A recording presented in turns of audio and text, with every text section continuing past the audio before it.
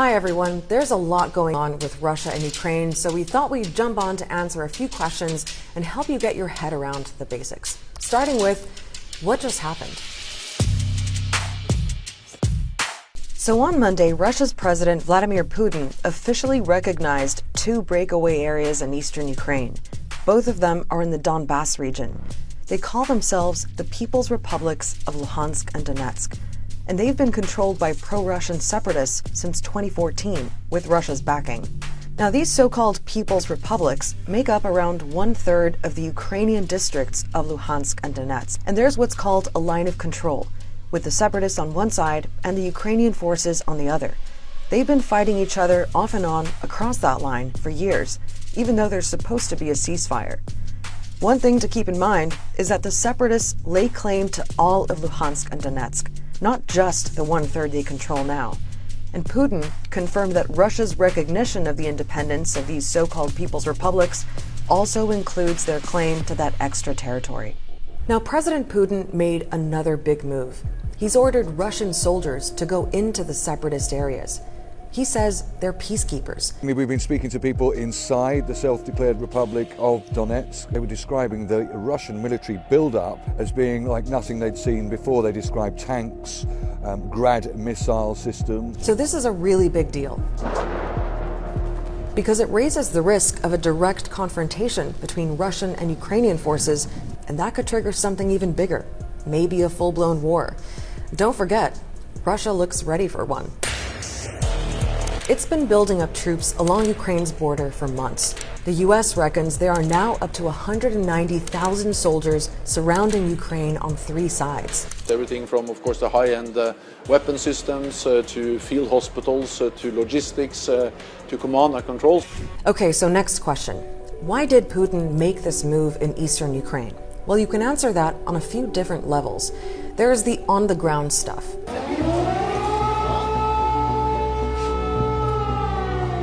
Putin says Russian speakers and Russian citizens living in eastern Ukraine have been under attack all these years by Ukrainian forces, and they need protection. And recently, separatist leaders started evacuating people to Russia. They accused Ukraine of planning a military operation to retake the territories.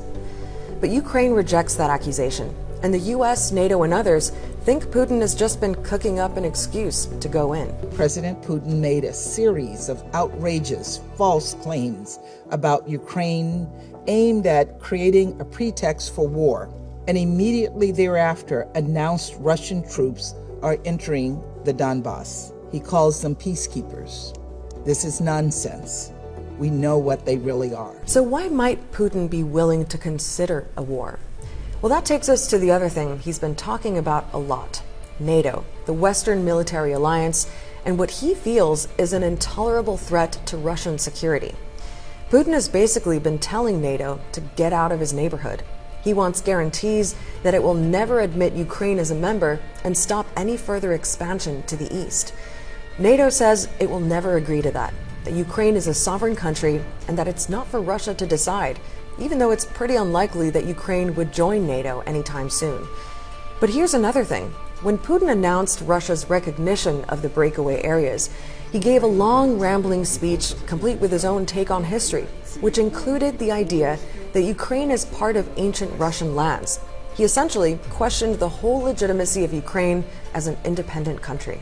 Итак, начну с того, что современная Украина целиком и полностью была создана Россией. Точнее, большевистской, коммунистической Россией. Украина, по сути, никогда не имела устойчивой традиции своей подлинной государственности. The speech by President Putin, the 65-minute long diatribe, many analysts have said it's a declaration of war. He's not invading because it's not a sovereign country. That's his narrative. Okay, so next question. What's the response been?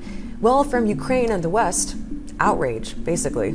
Україна однозначно кваліфікує останні дії Російської Федерації як порушення суверенітету та територіальної цілісності нашої держави. Who in the Lord's name does Putin think gives him the right to declare new so-called countries on territory that belong to his neighbors?